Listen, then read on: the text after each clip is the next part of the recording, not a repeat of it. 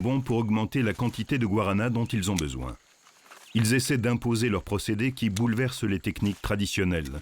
Mais leurs méthodes sont loin de satisfaire les petits producteurs qui cultivent le guarana en dehors de la réserve des Sateremauê.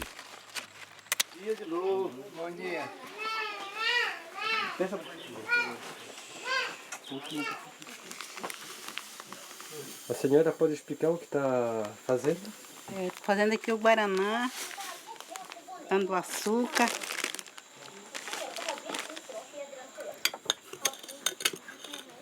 E aqui se toma todo dia? Aqui se toma todo dia, todas as crianças tomam guaraná.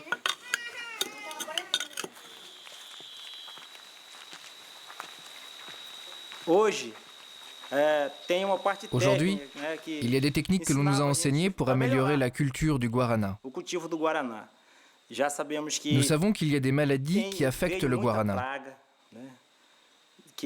Donc, des agronomes sont arrivés.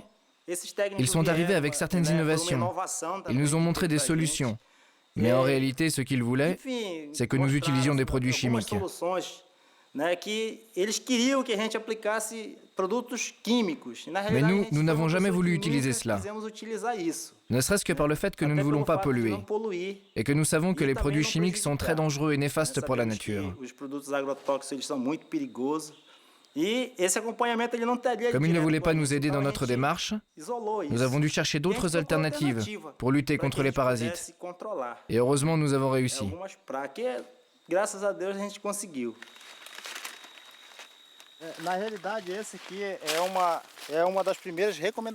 Une des recommandations de l'agriculture biologique est de ne pas laisser la plantation totalement propre, vierge.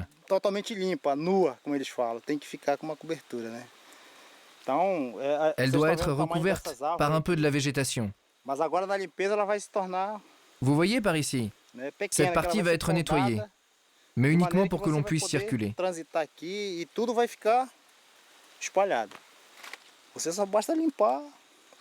Il faut juste s'occuper de la plante. Le reste sert d'engrais.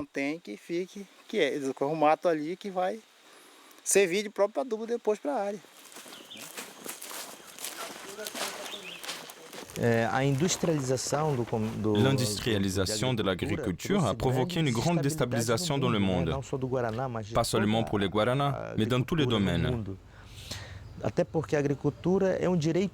L'agriculture est un droit pour nous, c'est un droit millénaire. Il ne concerne pas seulement les Indiens. L'agriculture a toujours été familiale.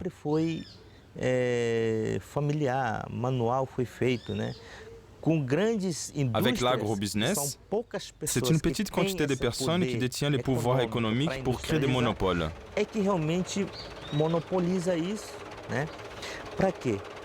L'objectif est d'imposer les prix et de mettre sous pression les petits agriculteurs. Cette pression pour baisser les prix n'est pas nouvelle, et les Indiens Sateremauê en ont été les premières victimes. Autrefois, les commerçants venaient chercher le guarana des Indiens sur leurs propres terres, qu'ils échangeaient ensuite contre des produits de première nécessité ou parfois contre un paiement dérisoire. Lorsque nous vendions pour les Blancs, nous n'avions plus aucun intérêt à le faire. Nous avons même renoncé à cultiver du guarana. Parce que vendre à un prix trop bas, en fait, c'était comme si on donnait notre produit. Ils nous proposaient de la nourriture en échange de notre guarana. C'était comme cela. On devait leur donner. Même s'ils nous donnaient très peu de nourriture, nous n'avions pas le choix. Nous étions esclaves de cette situation. Aujourd'hui, ce sont les petits producteurs non indiens de toute la région, donc en dehors du territoire des Sateremauê, qui se déplacent jusqu'à la ville de Maués pour vendre leur guarana aux plus offrants. Maués est une petite ville qui se trouve juste en bordure de la réserve indienne. Tout le long du fleuve s'égrènent des baraques où attendent les acheteurs qui négocient chaque année plusieurs tonnes de guarana.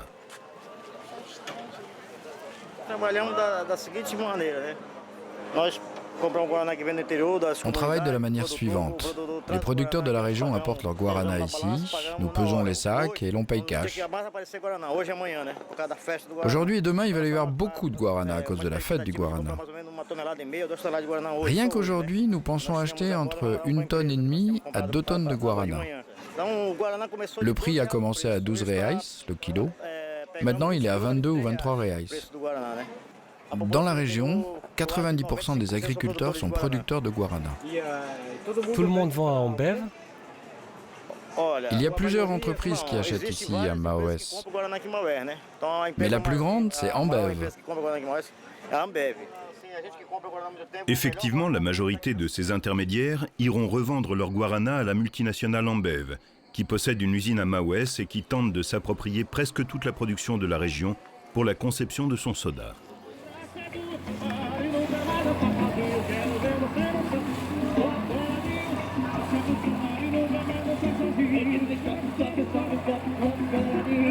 Chaque année, la ville de Maoès, subventionnée par Ambev à coût de millions de reais, organise la fête de la récolte du guarana. D'importants moyens sont mis en place pour valoriser le rôle de l'industriel dans le commerce de cette plante. D'ailleurs, à la fête du guarana, seules 2 boissons sont en vente, un soda et une bière qui appartiennent à la multinationale. Pendant la fête du guarana, la ville accueille de nombreux touristes. Valdo Mafra s'occupe d'une boutique d'artisanat dans laquelle une grande partie des objets sont réalisés avec du guarana. Il est également négociant et connaît bien le marché actuel ainsi que ses dérives.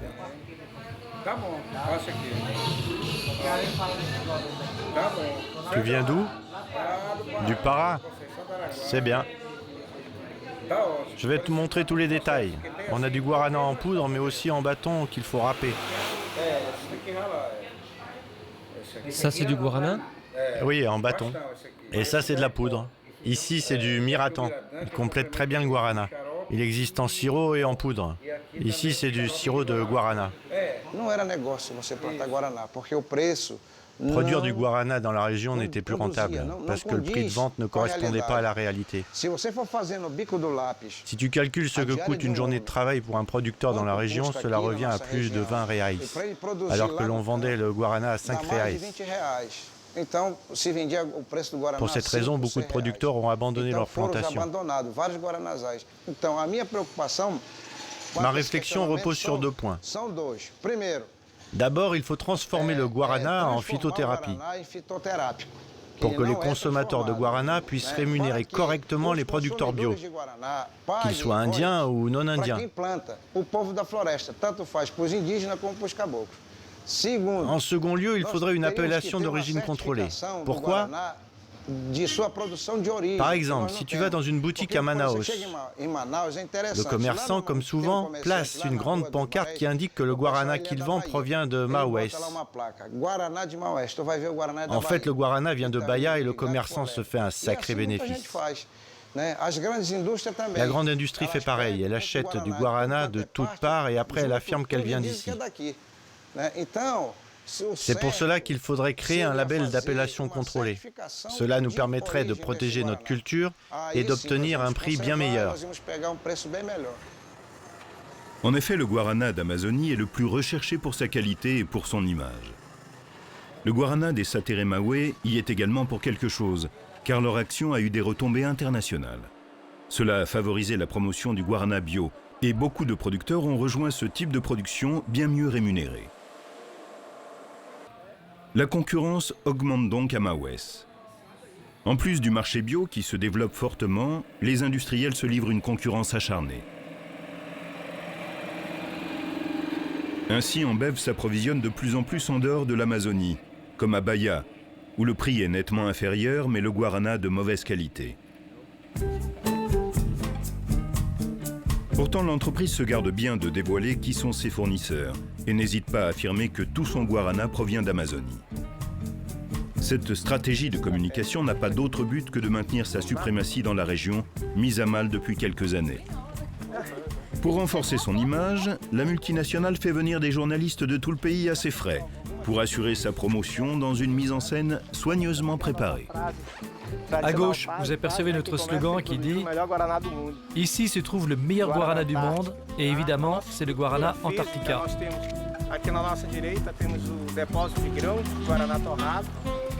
Tout le guarana des sodas que vous vendez au Brésil vient de Maués? Pas seulement au Brésil, mais de n'importe quel endroit du monde où il y a une usine Ambev, le guarana vient de Maués. Nos fournisseurs sont les producteurs de la région. Ce sont eux qui garantissent la meilleure qualité. Et c'est à Maués que ça se passe. Et notre compagnie souhaite maintenir cette image.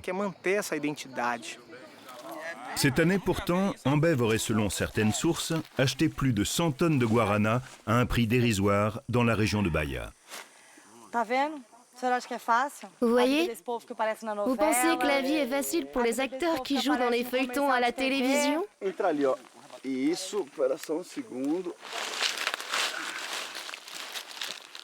Maintenant, vous allez faire un beau sourire pour ce monsieur. Recule, recule encore un peu.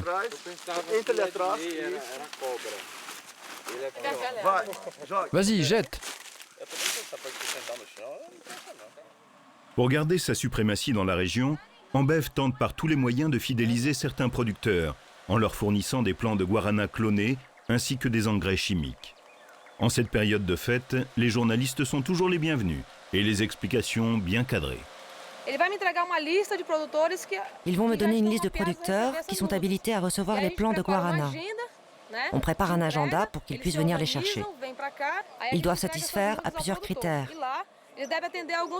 Ils doivent préparer leur plantation pour que la mouture puisse être plantée immédiatement. Cela concerne combien de producteurs? Ce mois-ci, il y en a 155. Évidemment, ces producteurs doivent s'engager envers nous pour qu'ils nous soient fidèles. Ils doivent également nous vendre une partie de leur production. Pour nous, c'est un échange gagnant-gagnant. Nous lui donnons quelque chose, mais lui également doit nous concéder quelque chose en échange. Et ils sont très heureux avec ce qu'ils reçoivent.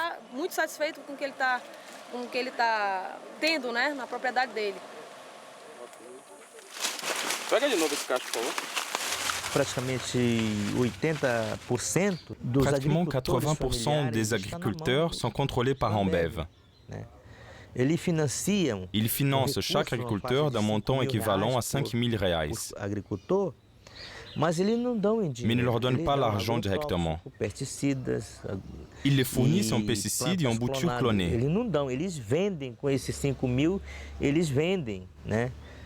En réalité, ils leur vendent ces produits. Ils les subventionnent pour pouvoir leur vendre les pesticides, les clones, et imposer ainsi leur mode de production.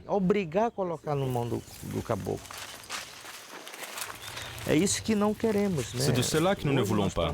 Aujourd'hui, nous nous sommes organisés, et pas seulement entre Sapupema et Maués. C'est dans ce but que nous avons créé une entreprise afin de travailler avec les producteurs non indiens, avec ceux qui pensent comme nous, qui s'intéressent à l'écologie et à la préservation de la biodiversité. Et ça commence à bien fonctionner. C'est le cas des producteurs de la barrière de Landira, située en dehors de la zone indienne, avec qui un partenariat a été mis en place depuis plusieurs années. Leur guarana ira rejoindre celui des Sateré-Maués, vendu dans le réseau du commerce équitable.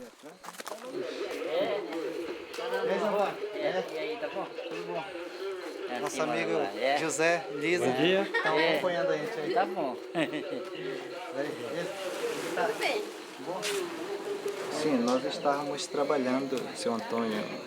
Cela fait longtemps que nous travaillons ensemble. Et M. Antonio a accompagné tout le processus. En ce moment, nous faisons toutes les démarches pour obtenir une certification bio de leur guarana. Nous avons élaboré un protocole qui correspond à ce que nous faisons dans le territoire indien. Cela consiste à bien s'occuper de la plantation, à utiliser un four en argile, à utiliser l'apiculture pour polliniser et également la collecte des ordures. Tout ce protocole est vérifié chaque année. Avant, nous aussi, nous avions des fours en fer. Ensuite, lorsque nous sommes entrés dans le projet, on nous a fourni des fours en argile. Pas seulement pour moi, mais aussi pour d'autres qui travaillent avec nous.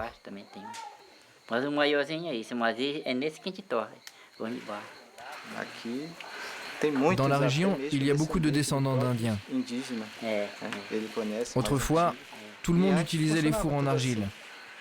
Mais avec le temps, ils ont perdu leur culture. Ils ont utilisé les fours en fer parce que c'est plus facile.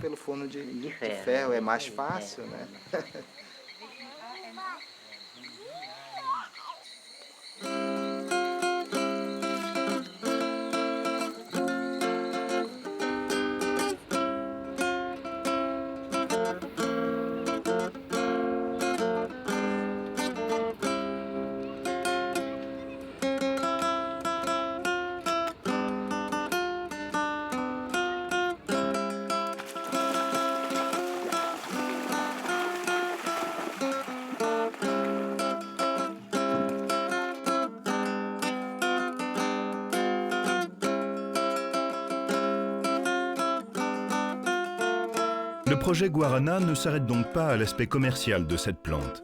Avec les bénéfices dégagés, l'organisation des Sateremahwe a mis en place des actions pour renforcer la cohésion de leur communauté. Cela passe le plus souvent par des projets de sensibilisation à la protection de l'environnement.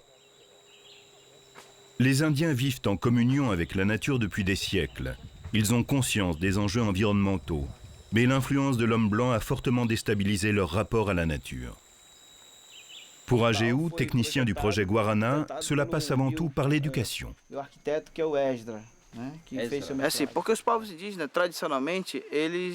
Traditionnellement, les Indiens n'ont pas l'habitude de planter ou de conserver.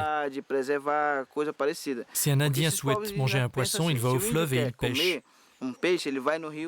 S'il veut manger de la viande, il va chasser. Il n'a pas la préoccupation de conserver. Mais malheureusement, avec l'augmentation de la population, la rivière n'a pas pu supporter l'exploitation de ses ressources. Mais ce qui a aggravé la situation, c'est la culture du timbo. Le timbo est un poison naturel, utilisé traditionnellement par les Sateremahwe pour pêcher. La poudre du timbo était autrefois déversée dans le fleuve pour tuer les poissons. Malheureusement, cette pratique fut reprise par les colons qui l'utilisèrent de manière abusive et à grande échelle. Aujourd'hui, les conséquences sont catastrophiques pour les Indiens, puisque la faune aquatique a pratiquement disparu de la région. Avec le temps, cela a provoqué des carences alimentaires parmi nous. Aujourd'hui, dans notre rivière, il n'y a plus que des petits poissons. Le même phénomène s'est produit avec la chasse. Il n'y a plus de gibier. Le contre-coup a été la misère et la faim, avec pour conséquence l'arrivée de toutes sortes de maladies liées à la malnutrition. Aujourd'hui, avec le projet Guarana, nous avons un défi. Montrer et dire aux Sateré, il faut préserver notre territoire. Et cela passe par l'éducation.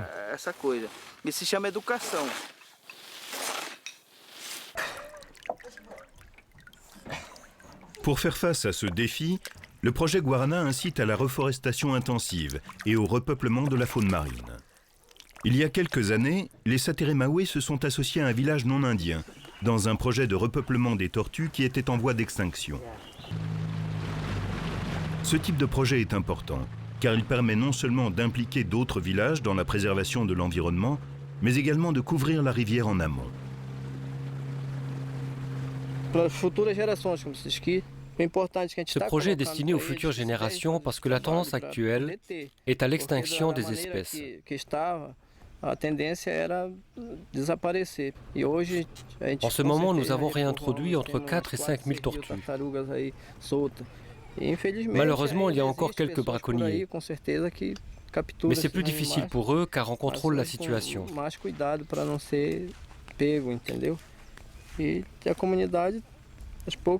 Je crois que les gens sont maintenant sensibilisés.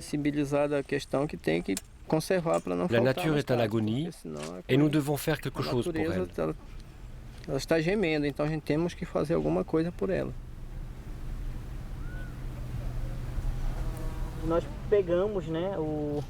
Tout d'abord, nous récupérons les œufs dans leur milieu naturel.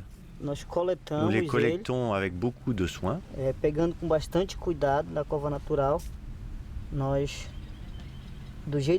Nous les posons dans un panier en polystyrène avec un peu de sable. Nous les ramenons jusqu'ici, où ils vont pouvoir incuber tranquillement. Ensuite, après 65 jours, nous les retirons un à un, toujours avec beaucoup d'attention pour les réintroduire dans leur milieu naturel, pour qu'ils puissent éclore.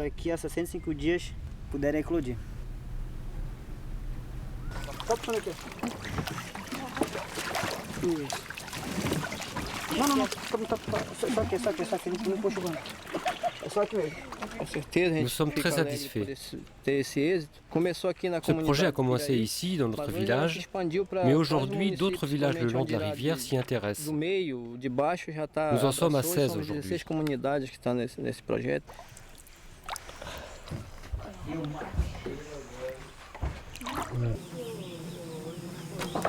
Fazer a revisão, né, bichinho? Aqui a melgueira tá seca, né? Tá. Levanta aí como é que tá aqui embaixo. Afin d'accroître la productivité des plantes de manière naturelle, le projet abeille a pour objectif de favoriser la pollinisation du